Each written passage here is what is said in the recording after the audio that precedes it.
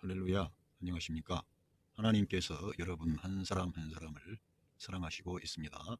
우리가 믿고 의지하는 하나님은 생명 주시는 하나님, 은혜 주시는 하나님, 상처 입은 영혼을 싸매시고 고치시고 치료해 주시는 하나님이십니다. 그 하나님께서 예수 그리스도 안에서 온 세계 만민들과 화해하셨습니다. 할렐루야. 저는 오늘 고린도 후서 14장 21절부터 그 말씀을 가지고 그리스도 안에 있으면 누구든지 새 창조임, 이러한 제목으로 여러분들과 하나님의 말씀을 나누겠습니다. 제가 자주 새 창조, 새 사람, 새 영, 새 자아, 새 사람, 그리고 새 생활, 새 마음, 이러한 것들을 강조합니다. 그것은 이제 인터넷상에서 처음 들으시는 분들은 저 목사는 무슨 새 창조라는 용어를 저렇게 사용하는가, 이렇게 말할 수가 있습니다. 한글 성경에는 새 창조라는 게 안 나와 있습니다. 새로운 피조물이다, 이러한 방식으로 서술이 되어 있기 때문에 새 창조라고는 안 나와 있는데, 영어 성경에는 새 창조로 나와 있습니다. 그래서 이러한 새 창조에 대한 말씀을 드리려고 합니다. 이 고린도후서 5장에 새 창조라는 뉴 크리에이션이 나와 있고요, 갈라디아서 6장 15절에도 새 창조라고 하는 뉴 크리에이션이 나와 있습니다. 왜 그러면 이 성경에서 새 창조라고 하는 뉴 크리에이션이 중요한가, 이런 것을 알고 한번 이 성경을 우리가 살펴보면 좋겠습니다. 먼저 이 사도 바울은 자기 자신이 그 예수님을 믿는 사람들을 핍박하는 것이 하나님을 위하는 길이고 하나님의 뜻을 받드는 길이라고 생각을 했습니다. 그래서 그는 처음에는 그리스도를 반대하고 그리스도를 믿는 사람들을 잡아 투옥시키고 스데반을 죽이는데 제일 앞장선 그런 사람이었습니다.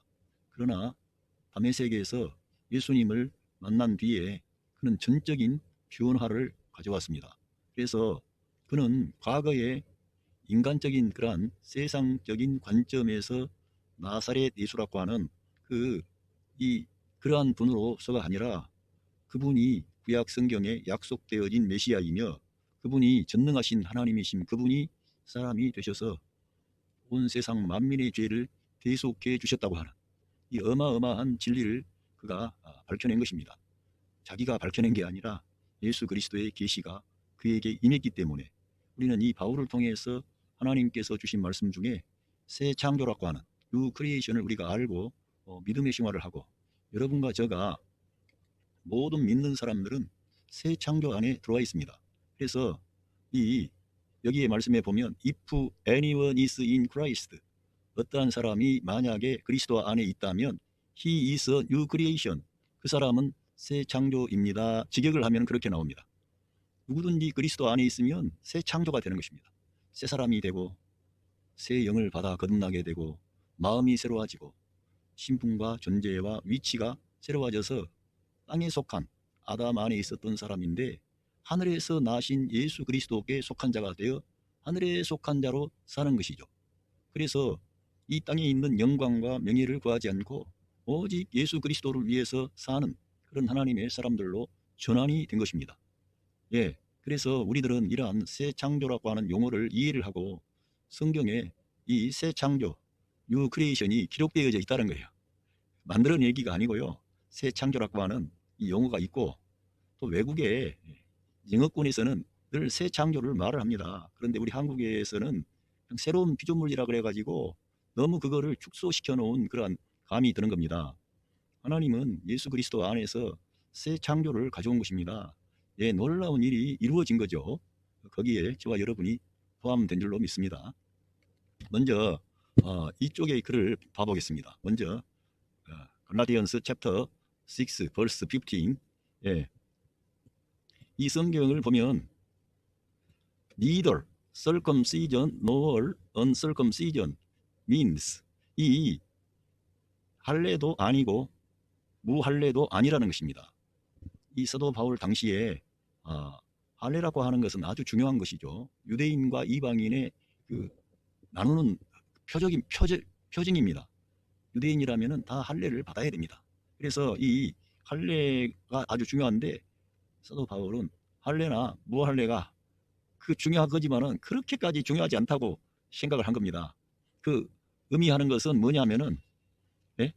그런 것은 그렇게 크게 의미되어지지 않는다는 거예요. 이제는 할례나 무할례가 과거에는 크게 의미가 있지만 지금은 그렇지 않다는 거예요.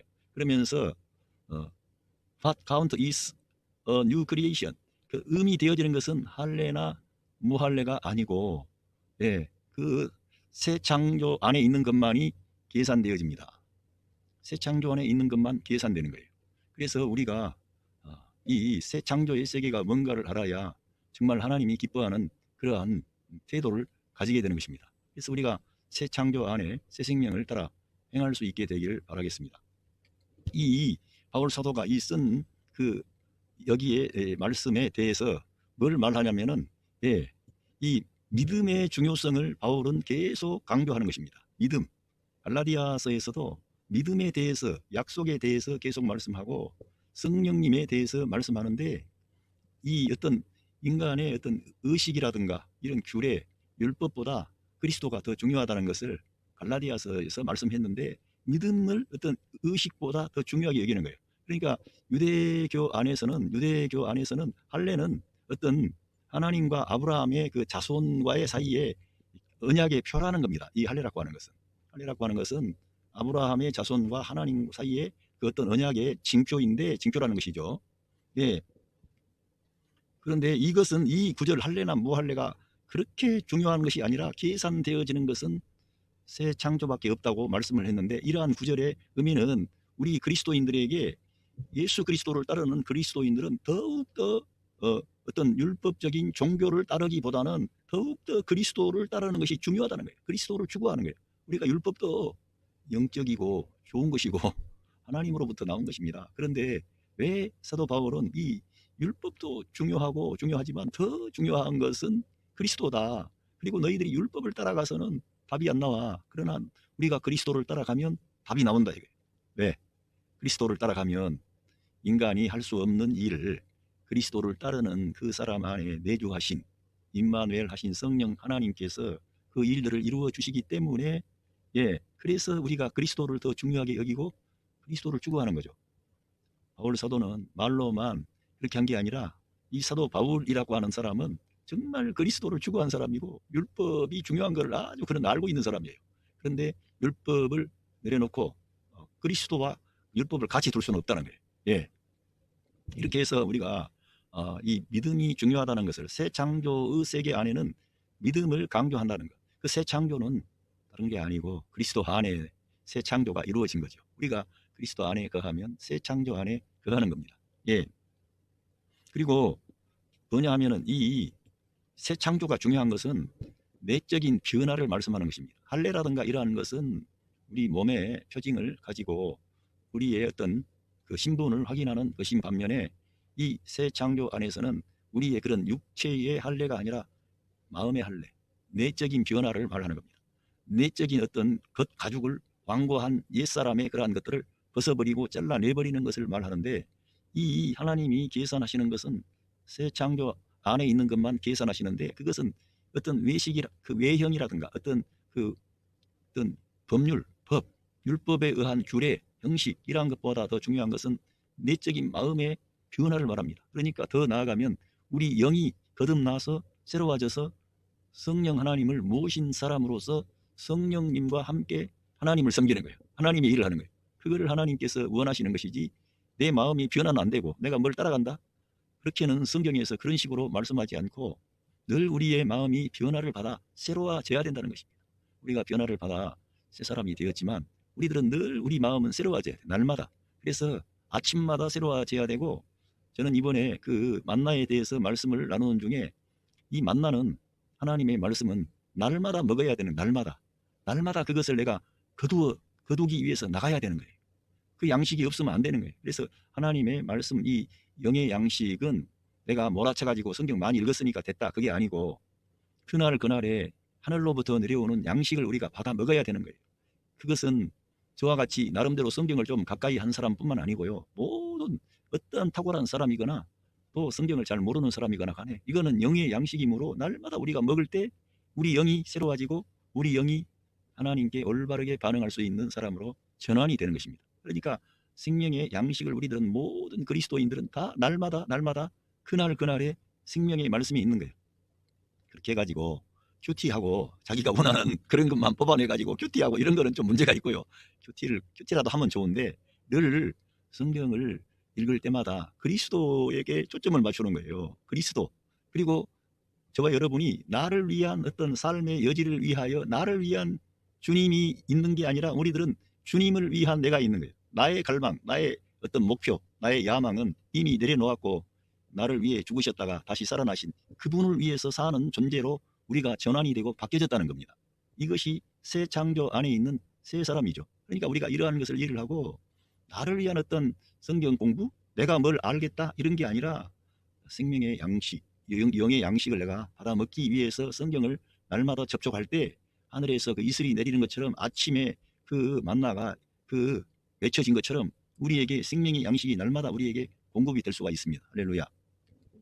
그래서 그 더 뉴 크리에이션은 언급하는데 to the spiritual transformation, 영적인 변화를 언급하고 있다는 거예요. 지금 이 뉴 크리에이션은 영적인 변화를 언급하는 거예요. 그래서 새 창조라고 하는 것은 모두가 그리스도 안에 되어진 것이고 우리 예수님은 관심하는 것이 우리의 영입니다. 그래서 생명을 주는 것은 영이다. 살리는 것은 영이다. 내 말은 영이다. 생명이다. 그리고 우리 주님께서는 우리 사람들의 모든 필요에 대해서 다 알고 계세요. 그래서 오병이어의 기적을 통해서도 그 사람들의 그 굶주림을 해결해 주시고 또 사람들의 그 연약한 그런 질병이라든가 문제가 있을 때마다 저들을 만져주시고 싸매주시고 고쳐주셨습니다. 그런데 더 중심에 우리 주님의 뜻과 목표는 바로 우리 사람의 죽었던 영을 살리고 하나님의 영이 우리 사람 안에 임마누엘 하셔서 우리 예수님께서 아버지로 인하여 사셨던 것처럼 모든 믿는 성도 한 사람 한 사람이 우리 예수님으로 인하여 사는 하나님의 자녀들을 일으키려는 거지요. 그 3년 동안 따라다녔던 제자들도 그런 것에 대한 접수가 잘 안 됐습니다. 접수가 안 되고 어려운 얘기지요. 왜냐하면은 우리들은 이 하나님의 말씀, 신성한 계시의 말씀을 보지만 우리가 이 땅에 있기 때문에 하늘에서 오신, 하늘에서 나신 그분은 사실은 창조주 하나님인데 사람이 되신 거죠. 그래서 그분의 뜻을 우리가 잘 이해를 못했습니다. 그래서 우리 예수님께서 제자들에게도 내가 너희들에게 할 말이 많지만 너희들이 알아먹지를 못해. 내가 이 땅에 있는 말을 해도 너희들이 잘 알아먹지를 못하는데 내가 하늘에 있는 것을 말하면 너희가 어떻게 알겠느냐 이겁니다. 그러나 진리의 성령님이 오시면 너희들을 모든 진리 가운데로 인도하실 것이고 내가 너희들에게 말했던 모든 말씀을 생각나게 해줄 것이다. 우리 예수님의 말씀이 뭘 의미했는지 우리가 알게 될 거라는 거예요. 성령님이 오셔야 해석이 되고 깨닫게 되는 거예요. 사도 바울도 성령에 충만하여 하나님의 은혜가 그에게 왕노릇해서 이러한 진리의 세계를 알고 뉴 크리에이션을 말한 거죠. 그래서 우리가 이런 것을 말하고요. That happened when a person, 그 예수 그리스도를 받아들일 때 그런 영적인 변화를 언급하는 거라는 거예요. 새 창조는. 그러니까 우리 예수님을 우리가 영접할 때 새 창조의 세계 안에 들어가는 거예요. 우리 영이 거듭나게 되고 새 생명을 얻게 되는 거예요. 거듭나서 하나님의 자녀가 되는 것입니다. 제가 여러분이 어떤 사람은 성숙한 그리스도인도 있겠고 이제 신생아처럼 거듭난 성도도 있을 것입니다. 그런데 여러분 모두는 예수 그리스도를 통하여 새 창조 안에 새 생명을 받아서 하나님의 아들들이 된 것입니다. 이걸 우리가 이해를 하고 이 뉴 크리에이션이라고 하는 것은 예수 그리스도를 통해서 영적인 변화, 트랜스포메이션 이거를 언급한다는 거예요. 그리고 이것은 이너 체인지, 내적인 변화인데 참으로 하나님에 대해서 그 하나님에게 맞는 어떤 일이 될 수 있는 거예요. 그러니까 우리가 이 내적인 존재가 변화되지 않고 새 생명을 따라 행하지 않으면 하나님을 우리가 기쁘게 하려고 하긴 하는데 할 수가 없다는 거예요. 그래서 성령을 따라 행해야 된다는 거예요. 그래서 나를 먹는 자는 나를 인해서 살리라는 거예요.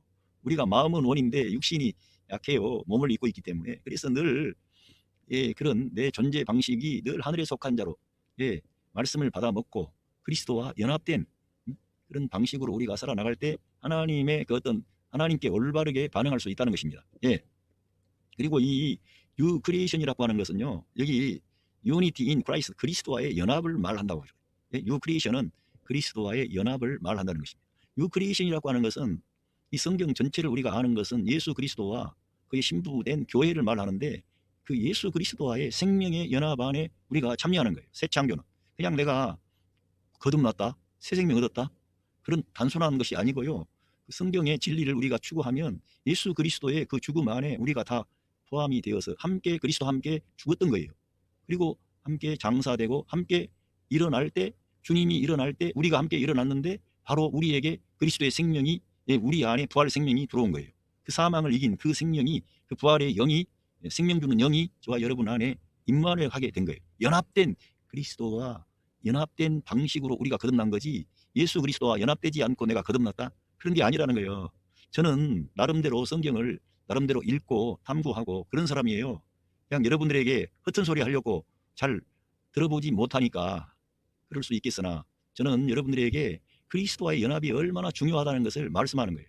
이 시대에 미국에서라든가 진짜 나름대로 잘 나가고 복음적인 그런 메시지를 전하는 분들의 말씀을 들어보세요. 철저하게 예수 그리스도와의 연합된 방식으로 존재하는 거예요. 우리 믿는 성도들은 따로따로 하는 게 아니라 그리스도의 몸에, 그리스도의 몸된 교회 안에 연합된 방식으로 우리가 존재하고, 그 생명 자체가 모두는 그리스도가 우리의 생명이 되시고 우리가 우리의 머리가 되시는 거예요. 이걸 우리가 알아야 됩니다. 연합인데 this verse, 이 구절은 can be seen as a message of unity of the both Jew and Gentiles. 예, 그 처음에 할례나 무할례가 그 의미가 별거 없고 하나님께서 계산하시는 것은 새 창조다, 그런 말씀이 있는데, 이방인이나 유대인이나 이게 어떻게 하냐면은 그리스도가 되었을 때, 그리스도인이 되었을 때 이방인이나 유대인이나 둘이 연합한다는 메시지라는 거예요. 그러니까 그리스도 안에서 유대인도 이방인도 구별이 없고 하나가 되는 거죠. 유대인들에게는 많은 특권이 있고 그런 자기들 나름대로 자부감이 있겠죠. 그런데 바울 사도는 이 말씀에서 유대인이나 이방인이나 그리스도 안에서 하나라는 것을 말씀하는 것입니다.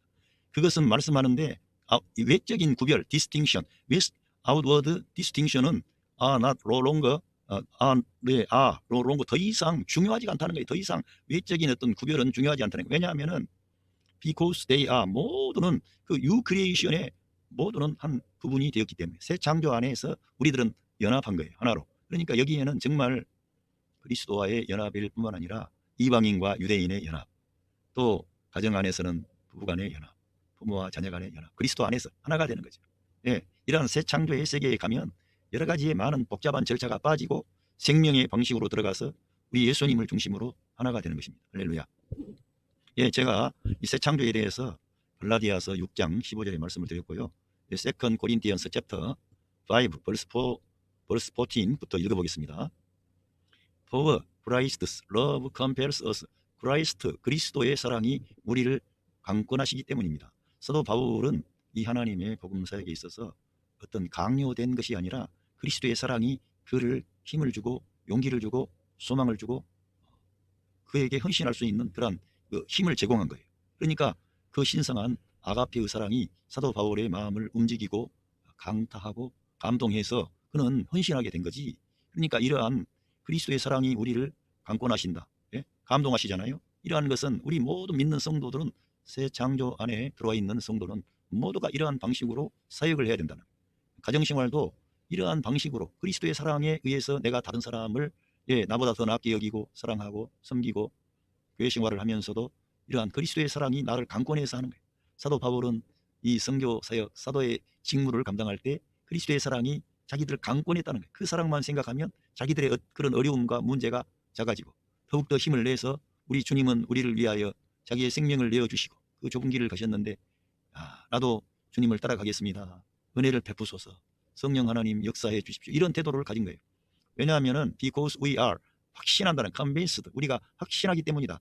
뭘 확신했느냐? That one died for all. 한 사람이 모두를 위하여 죽었다는 것을 확신한다는 거예요. 그러니까 예수님이 온 세계 만민을 위하여, 만유를 포함한 죽음 안에, 그 모든 세계 아담 안에 있는 창조를 끝내는 죽음 안에 주님이 들어가셨다는 것을 확신한다는 거예요.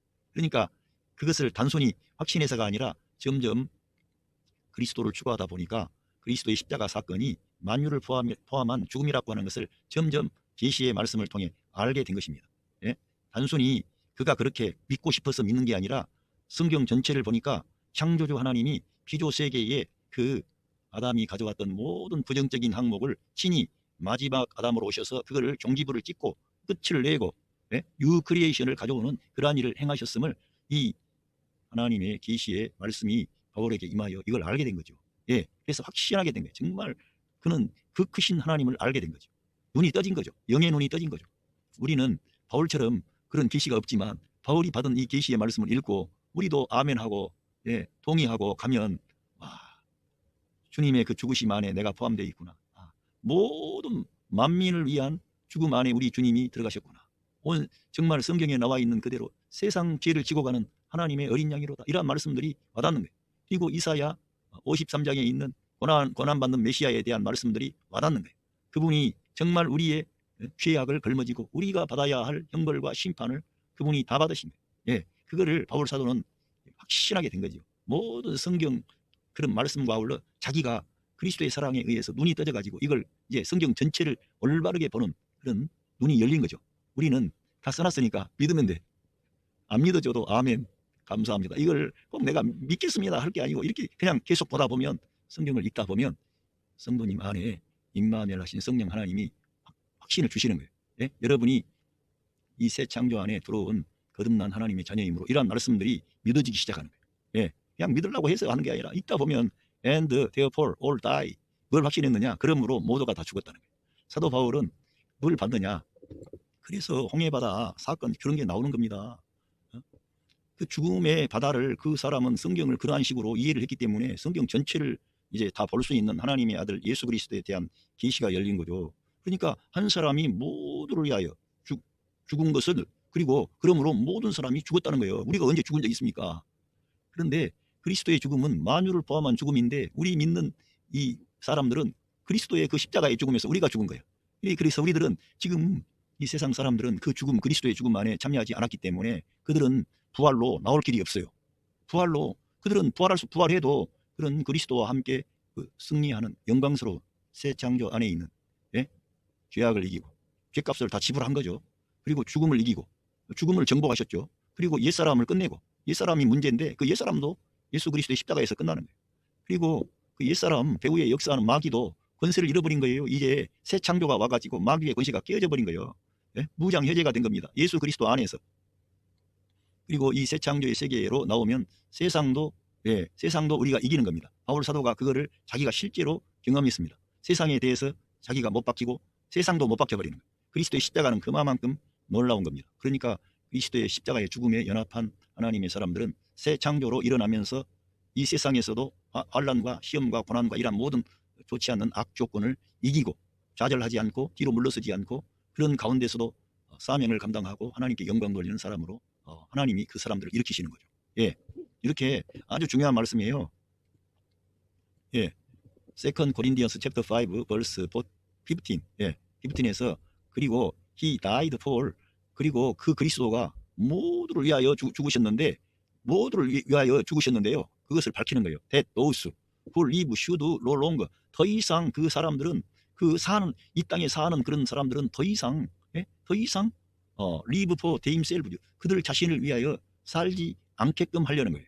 우리 주님은 우리를 위한 죽음 안에 들어가셔서 우리를 죄에서 구속하시고 저 마귀의 압제에서 우리를 해방시키고 옛사람으로부터도 우리가 그리스도의 죽음 안에 연합하면 옛사람으로부터 우리가 벗어나잖아요. 이러한 모든 자유를 주신 겁니다. 해방을 주신 겁니다. 그런데 그것을 그렇게 하신 그러한 근거는 뭐냐? 이유는 뭐냐? 더 이상 우리 자신들을 위하여 사는 삶이 되지 않게 하려는 의도를 가졌다는 거예요. 지금 이 시대의 문제는 뭡니까? 우리 자신들을 위해 살면서 주님께 공을 들이고 주님께 뭔가를 내가 응답을 받고 주님이 내 문제를 해결해 줘야만 된다 이런 생각이 강해요. 저 자신도 인간이기 때문에 주님 저의 문제 좀 해결해 주세요 이런 연약함이 없지 않아 있습니다. 그런데 성경의 진리에 따르면 더 이상 우리들은 우리 자신들을 위해 살지 않고 but for him 그분을 위해 살게끔 하려는 그분 그리스도를 위해서 우리 모든 믿는 자들은 그리스도를 위해서 사는 존재로 바꿔져 버린 겁니다. 여기 성경에 따르면. 왜냐하면 who died for them 그들을 위하여 죽으신 그분이에요. 그리고는 죽으실 뿐만 아니라 and was raised again 다시 일어나신 살아나신 그분을 위하여 우리들은 살게 하려는 거예요. 하나님께서 의도하신 것은. 그러니까 그리스도가 온 세상 만민을 위하여 죽으셨는데 그 주님을 저와 여러분이 영접한 겁니다. 그리스도의 죽음에 우리가 포함된 거야. 지금 믿지 않는 자들은 거기에 포함되지 않았어요.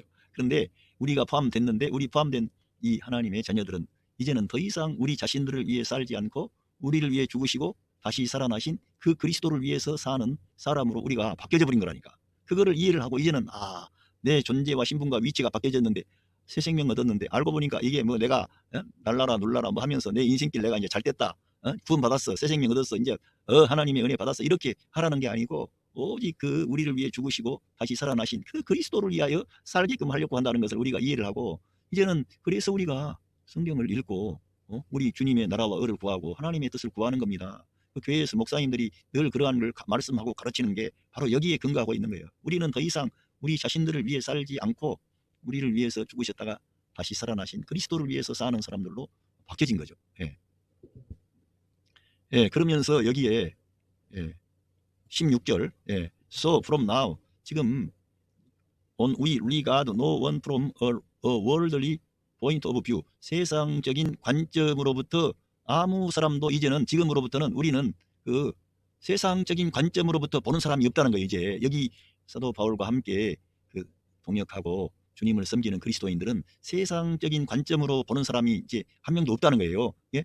한 사람도 그렇게 사람을 그렇게 우리들은 그렇게 이제는 그렇게 그 세상의 관점으로부터 사람을 보려고 하지 않는다는 거예요. 그렇게 보지 않는다는 거예요. 예, 우리들은 Though we once regarded Christ in this way, 한때 이 원수가 한때인데 우리가 한때 그리스도를 이와 같은 방식 안에서 봤지만 더 이상 이제는 그렇게 보지 않는다는 거예요. 우리가 그러니까 사도 바울의 여기에 기록된 말씀은 이제 새로운 방식으로 모든 사물을 보고 하나님의 말씀을 보고 달라진 거죠. 그러니까 우리도 이 세상적인 관점으로 보지 않고, 성경도 그래서 세상적인 관점으로 보지 않고 heavenly point of view로 봐야 된다는 거예요. 제가 여기에서 worldly point of view의 반대말인 heavenly point of view를 제가 생각한 걸로 생각됩니다. 그래서 정말 heavenly point of view로 보는 그런 관점이 열려야 돼요. 그래서 외국의 탁월한 신학자들이 그 위로부터 기독론 그런 거를 말을 하기 시작했습니다. 그러니까 하나님의 관점으로, 하늘의 관점으로 그러한 것을 말하기 시작했는데, 여기에 이 고린도 후서 5장 16절에 worldly point of view가 나오고 이 반대말이 heavenly point of view인데, 이 바울과 그의 동역자들은 이제 이런 방식으로 보지 않고 어떻게 봐요? heavenly point of view로 보는 거죠. 늘 그리스도를 알 때에도 이러한 방식으로 보니까 한 인간으로 보지 않고 그분은 우리 가운데 찾아오신 전능하신 하나님이구나. 사도 바울이 이사야 9장 6절에 그 예언을 모르겠어요? 알았지요. 그러니까 그런 성경 전체를 보아버리는 눈이 떠져가지고 이사야 9장 6절은 뭐를 말합니까? 한 아기가 낳고 한 아들을 우리에게 주신 바 되었는데 그 어깨에는 정사를 메었고 그 이름은 기묘자이며 모사이며 전능하신 하나님, 영존하신 아버지, 평강의 왕이라는 것이죠. 한 아기가 낳는데, 한 사람이 우리 가운데 나타났는데 그분이 전능하신 하나님, 영존하신 아버지, 평강의 왕이라는 것을 이제는 헤븐리 포인트 오브 뷰로 보니까 그런 게 열려버린 거죠. 바울 사도에게. 우리도 열려야 됩니다. 할렐루야. 그래서 예수님을 더 알아야 되는 거예요. 예수님. 그리고 예수님이라고 하세요. 저는 신학교 다닐 때 어떤 그 세계적인 신학자라고 하면서 맨날 말하기를 예수가 어떻고 예수님이라 그래야지. 자기가 외국에서 공부해가지고 지저스라 그러면은 임자 안 붙이고 그냥 그렇게 합니까? 한국에 와서 강의하고 한국의 많은 젊은 학생들이 뭣도 모르고 그 교수가 예수라 그러니까 저들도 다 이런 쫄망쫄망한 아이들도 다 예수가 그렇게 말해요. 야, 참 그분이 얼마나 영광스러운 분이고 존귀한 분이고 왕의 왕이고 전능하신 하나님이고, 정말 그분은 이 새 창조를 가져오고요, 정말 모든 지옥의 세력을 다 이겨버린 단신으로 새 창조를 가져온 영광스러운 왕의 왕입니다. 전능하신 하나님이세요. 그러니까 그 사망 권세 잡은 자를 다 멸하시고 온 인류의 죄값을 다 지불해버리고 아담 안에 있는 모든 옛사람을 끝내버리고 새 창조를 가져와가지고 그 모든 그러한 구속의 역사가 자기 피로 하늘에 있는 성소에 가셔서 그 영원한 속죄를 드리신 거예요. 그 정도로 그분은 높이 올리우신 분이고 영광된 왕인데 예수하고 의식도 없이, 그러니까 젊은 애들 알지도 못하는 애들이 예수가 어떻고 예수님이라 그러세요. 저는 정말 예수님, 그렇게 그 사람들보다 내가 예수님을 미워하지 않을지는 몰라도 말이라도 우리 예수님, 존귀하신 우리 예수님 임자를 꼭 붙이려고 합니다. 가톨릭 교회에서는 심지어는 예수님이라 그럴 뿐만 아니라 그 할 때 그리스도님이라고 그리스도님까지 붙이더라고. 그리스도는 너무나 존귀한 그러한 그 칭호기 때문에 그냥 임자를 안 붙여도 그리스도 그 너무나 영광스러운 그러한 분임을 우리가 하니까 그냥 그리스도라고 해도 돼요. 근데 예수님이라고 하는 이름은 붙여야지. 한국에서 저 가톨릭에서는 이 그리스도님이라 그런다니까. 그리스도에도 님자를 붙인다니까. 그런데 이 개신교에 철도 모르고 이제 배우는 젊은 학생들도 그렇고 막 예수가 지가 강의를 할 때도 그렇더라고요. 어이가 없어가지고 예수님이라 그래야 됩니다. 우리들은 아니 기도할 때에도 누구 목사님 누구 장로님을 위해 기도한다 그러면서 이름할 때는 예수의 이름으로 기도한다 그러고, 참 예수님의 이름으로 기도한다 그래야지. 그런 사람들한테는 사람들 눈치 봐가지고 임자 붙이고 전능하신 하나님 나의 생명의 주가 되시고 온 우주에 정말 가장 탁월한 생명의 주가 되시는 그분을 임자를 안 붙여요. 임자를 붙여야지. 여기 너무 놀라운 거예요, 진짜. 그래서 우리도 이런 세상적인 관점으로 보면 안 되고요. 그분은 올리우신 분이고요. 하늘과 땅과 땅 아래에 있는 모든 존재가 예수 그리스도의 이름 앞에 무릎을 꿇게 돼 있습니다. 이 세상 사람들만 지금 몰라가지고 주님을 그렇게 존귀하게 대하지 않고 또 믿는 저희들도 잘 몰라가지고 예수님을 그냥 지 수준으로 하려 그러고 그런 게 아닙니다. 그래서 우리들은 이 성경 보고 여기 나와 있는 그대로 나는 heavenly point of view로 봐야 되겠구나. 늘 주님을 높이는 거예요. 항상.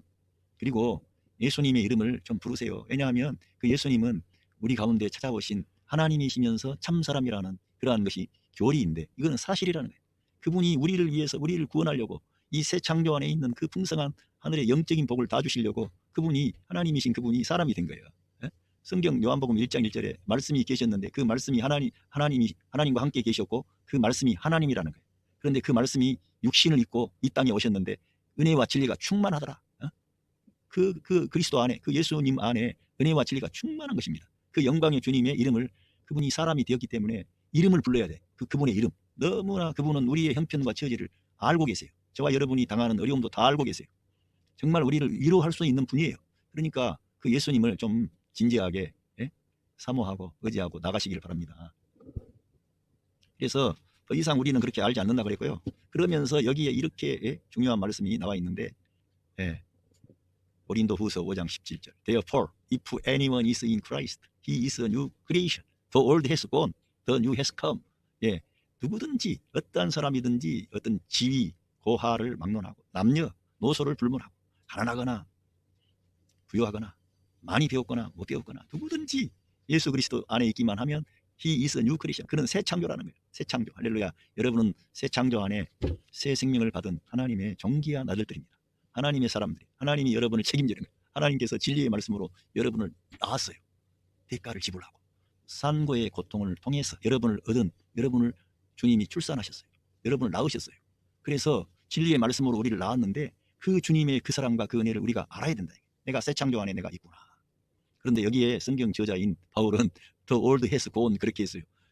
The old creation이라고 말했지 않았지만 옛 것은 다 가버렸다는 거예요. 우리에게 있어서는 지금 옛 것이 이 세상 안에는 존재해요. 그리고 우리가 이 옛 창조 안에 있는 아담 안에 있는 이 세상에 우리가 살고 있어요. 그런데 우리에게는 new creation이 온 거예요. 저 new has come 더라고 했어요. 그 새 것을 말해요. 그러니까 바울 사도가 여기서 creation을 쓰지를 않았지만 크리에이션이 들어간 거랑 마찬가지예요. 더 올드 크리에이션이 갖고 우리에게는 예수님 안에 있는 그리스도 안에 있는 사람은 옛 창조가 갖고 새 창조가 우리에게 온 겁니다. 할렐루야. 그걸 믿으셔야 돼. 그래서 우리들은 영의 사람, 말씀의 사람, 하늘에 속한 자로 이 영의 양식인 말씀을 먹어야 나는 사는 거예요. 그렇지 않으면 내가 하나님을 기쁘게 하려고 해도 할 수가 없는 거예요. 그래서 이러한 존재 방식으로 내가 변화되었다, 새 생명 얻었다, 이걸 꼭 믿고 적용하시기를 바랍니다.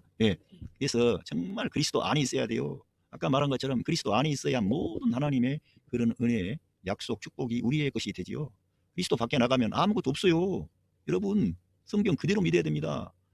그 요한복음 15장에 나는 포도나무고 너희는 가지인데 너희가 내 안에 거하고 내가 너희들 안에 거하면 많은 열매를 맺지만 너희가 나를 떠나면 아무것도 아니라 그랬어요. 아무것도 안 되는 거예요. 뭐 여러 가지 예 정도 말하고 선택 말하고 말하지만 가장 중요한 것은 그리스도와의 올바른 관계 안에 있을 때 모든 하나님의 약속이 예스가 되는 거예요. 그러나 예수 그리스도 밖에 나가면 노가 되는 거예요. 노. 그런데 문제는 뭐냐? 우리가 그리스도 안에 있는 존재인데 그리스도의 밖에서 살아 삶은 존재는 변화됐는데 삶이 안 바뀌어. 생각도 안 바뀌어. 그러면은 그 사람은 구원 받았을 수는 있으나 자기의 뜻을 버리지 않고 하나님께서 우리들을 처음부터 구원하실 때 다시는 우리가 우리 자신을 위해 살지 않고 우리를 위해 죽고 부활하신 그 그리스도를 위해 살도록 하나님이 작정하고 계획하고 목표했다는 거예요. 그래서 우리가 이러한 것을 바꾸지 않으면 평생을 가도록 하나님의 다rum을 받아가지고 고생만 하는 거예요. 그러니까 이걸 빨리 알고 하나님께 다rum을 그렇게 안 받고 형통한 자가 돼서 모든 일을 하나님께 영광 돌리는 삶을 살려면 처음부터 내 뜻을 버리고 주님 나라와 의를 구하는 사람으로 우리는 바뀌어진 거예요. 할렐루야. 이 성경에 이 저자인 바울 사도는 실제로 그러한 이 태도를 가지고 그런 마음을 가지고 주님을 따랐던 사람이에요. 완전히 바꿔진 거죠, 바울은. 그래서 이러한 성경을 기록으로 남긴 거죠. 그래서 갖고요. 5장 18절 All this is from God. 이것은 하나님으로부터다. 누구냐면은 who reconciled to us. 화해하셨다는 거예요. to himself, 그 자신과 하나님 자신과 트루 지저스, 우리 그리스도를 통해서 하나님께서는 하나님으로부터, 이것이 모든 것이 하나님으로부터 나왔는데 하나님은 그리스도를 통하여 우리와 화해하신 분이라는 거예요. 그리스도를 통해서 화해하셨다는 거예요. 정말 어떤 사람들 이 하나님과 화해가 이루어졌다, 하나님이 구원을 다 이루어놨다, 이런 말을 하면은 그 사람들은 성경을 내밀면서 네가 주님 말씀에 순종하지 않으면은 너는 버림받는다. 그리고는 나더러 주여 주여 하는 자가 다 천국에 가는 것이 아니라 하늘에 계신 내 아버지 뜻대로 행하는 자라야 들어간다 그래가지고, 여러분 당신이 그렇게 주장하는 당신이 그럼 천국 갈 것 같아요? 그렇게 하나님의 뜻대로 행하고 있어요? 완벽하게? 못한다는 거예요. 그 복음서에 나와 있는 말씀의 모든 열쇠는 사도 바울이 쓴 이 바울 서신에 와서 그걸 알 때 그 일을 할 수 있도록 성령 하나님이 성도 안에서 우리 주님이 말씀하신 그 뜻을 이룰 수 있는 사람으로 저와 여러분을 변화시킨다는 거예요. 새롭게 하신다는 거예요. 하나님의 영이 오셔서 그 역사를 이루어주는 거예요. 내가 하려고요? 그런데 그 사람들, 말하는 사람들이 성령님의 능력을 앞세우고 은혜를 앞세우고 그리스도에 대한 믿음을 앞세워서 그런 말을 합니까? 네가 그거를 행하지 않으면 너는 구원받지 못한다고 그런 식으로 협박합니까? 그런 식으로 협박하는 거지. 그러니까 그런 사람들은 참된 예수 그리스도의 복음을 전하는 게 아니라 율법의 교사들이지. 과거에도 있었고 지금도 그런 사람들이 문제요. 은혜를 전해줘야지. 이 지금 죄악의 길로, 멸망의 길로 이 세상이 어둠으로 화해져 가지고, 그런데 그걸 율법을 전해 가지고 변화될 것 같으면 우리 주님이 오실 필요가 없었지.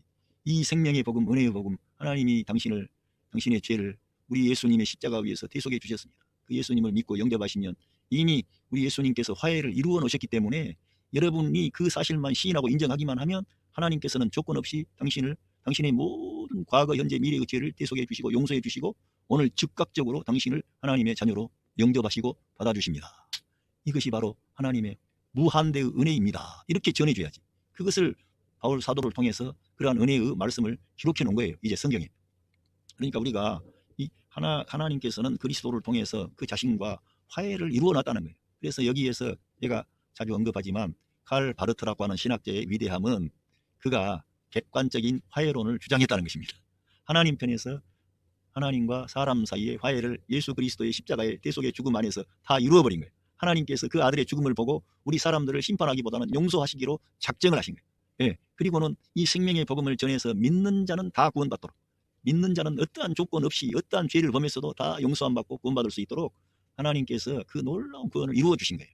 저는 과거에 제가 이런 경건주의적인 이런 색채가 강했습니다. 그러다 보니까 내가 결단해야 되고 내가 회개해야 되고 내가 거듭나야 되고 이러한 것에 대해서 초점을 맞추다가 너무나 많은 미로를 헤맸습니다. 그래서 이러한 객관적인 화해론, 하나님 편에서 다 이루어놨다는 것을 성경을 로마서, 바울 서신을 주로 읽다가 알게 된 거죠. 깨닫게 된 거죠, 저도.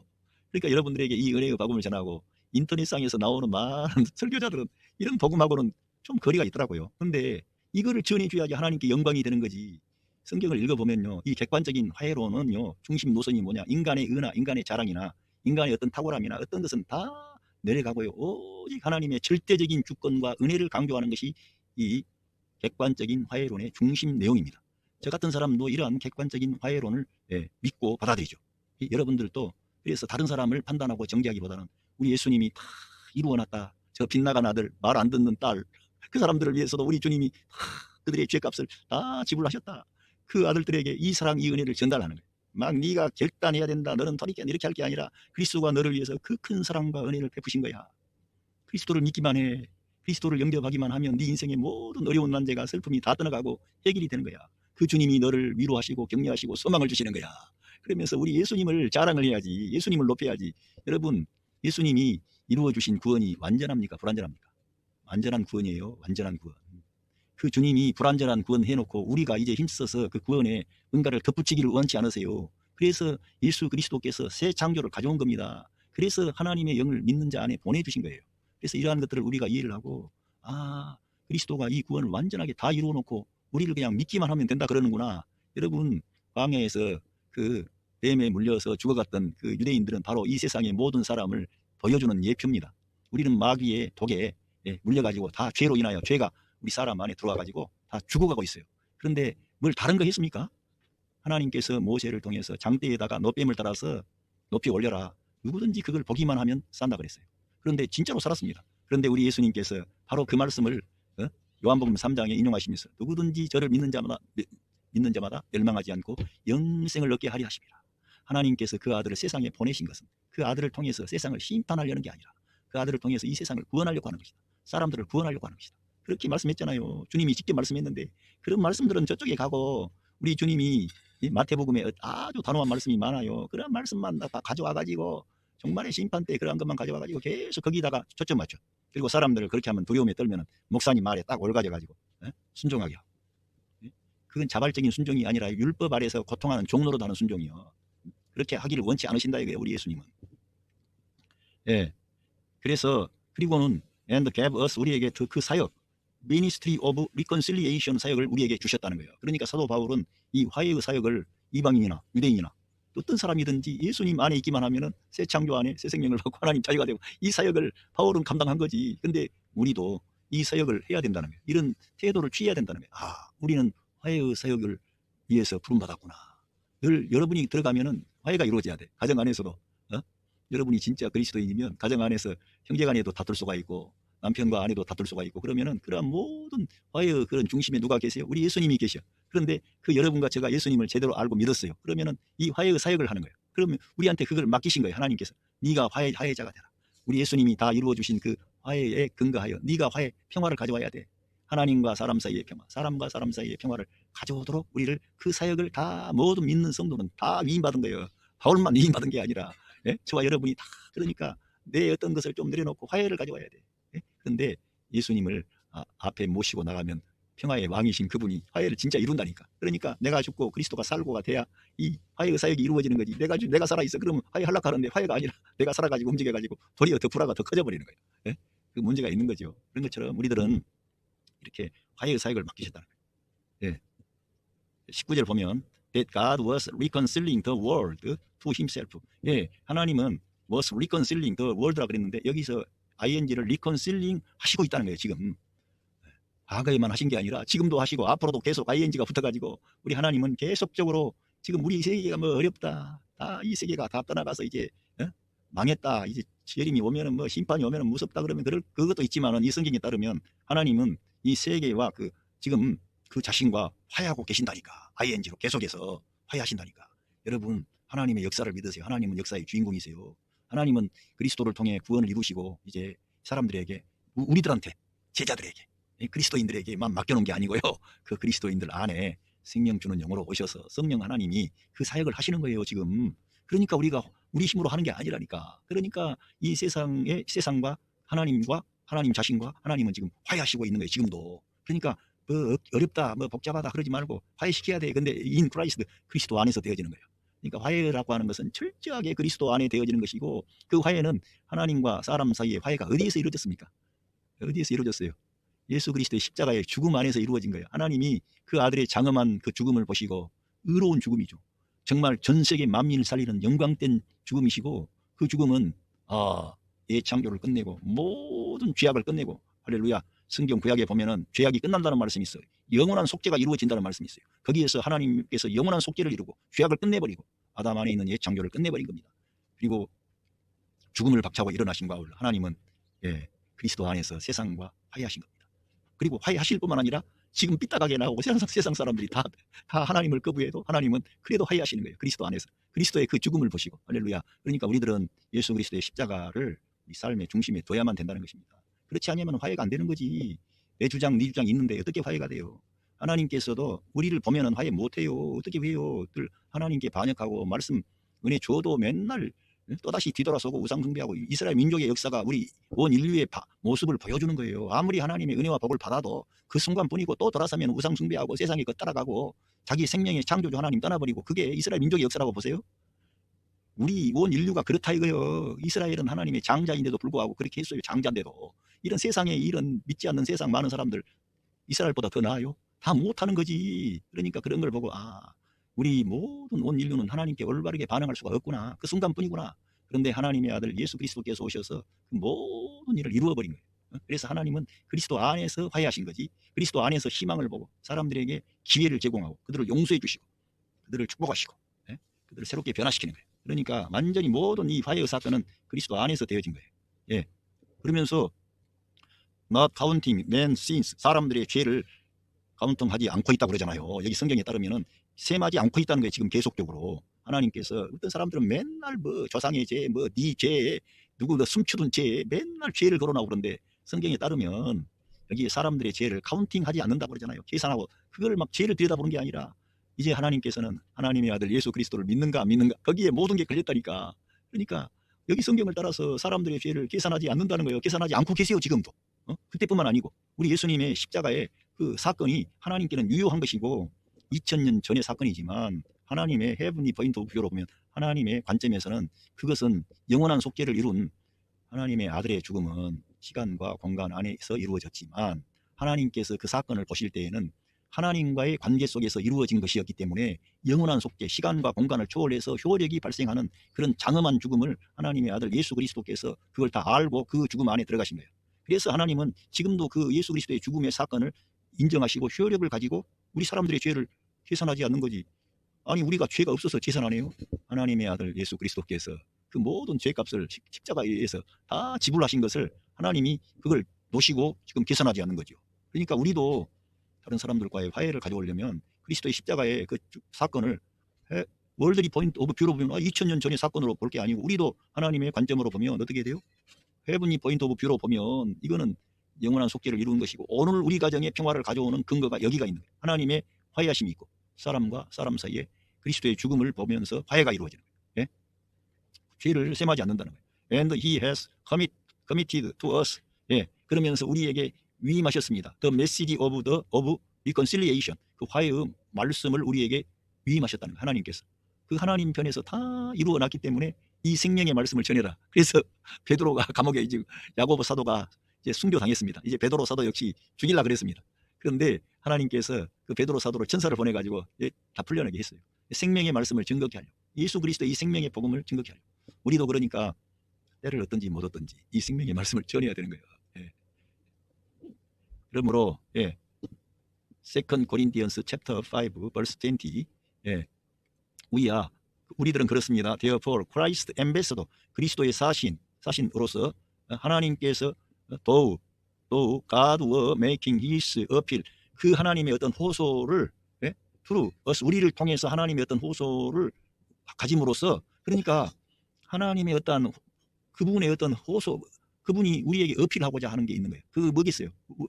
우리도 감정이 있는데 하나님의 아들이 진짜 나를 위해서 십자가 위에서 처절하게 찢기고 상하고 고난받으셨다. 이것을 우리가 진짜 와닿게 되면 어때요? 화해의 메신저가 될 수가 있지. 사신이 되는 거예요. 그러므로 예? 우리에게 인플로이 예? 우리를 그래서 그리스도를 위하여 우리를 이렇게 인플로이 하신다는 거예요. 우리에게 그리스도를 위하여 그 하나님과 화해하도록. 그러니까 우리가 우리 자신이 그 화해의 그 사람이 될 뿐만 아니라 늘 우리들은 화해의 메시지를 전해야 돼. 화해시켜야 되고.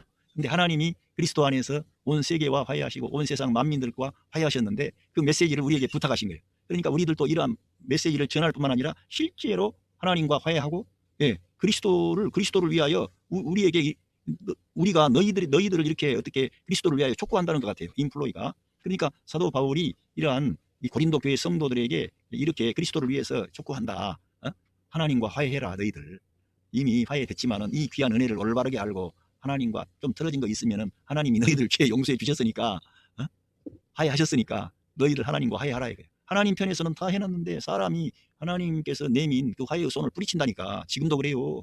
그러니까 하나님 편에서 다 이루어놓은 이러한 종합 선물 세트를 우리들은 아멘 감사합니다 받아들이면 진짜 여러분의 가정에 웃음꽃이 가득하고 행복이 가득하고 하나님의 사랑이 넘치는 거예요. 예. 예, 여기 21절 보고 마칩니다. God made him 하나님이 그를 만드셨습니다. Who had no sin 죄를 갖지도 않으신 그분을 to be sin for us 우리들을 위하여 죄가 되도록 그렇게 하나님께서 하셨다는 거예요. 죄 없으신 그분은 본래 아담으로부터 나신 분이 아니고 하늘에서 오신 분이고 성령으로 잉태가 되신 하나님의 아들입니다. 성경에 따르면 그는 괴사가 없으시고 입에 죄가 없으신 분이에요. 그리고 죄가 없으시니까 예, 하나님께 온전한 제물이 되므로 온 세상 만민을 위한 속죄 제사를 자기 몸으로 드리신 거죠. 그리스도께서. 그런 것처럼 바울 사도는 이러한 걸 깊이 인식하고 알았다는 거예요. 예?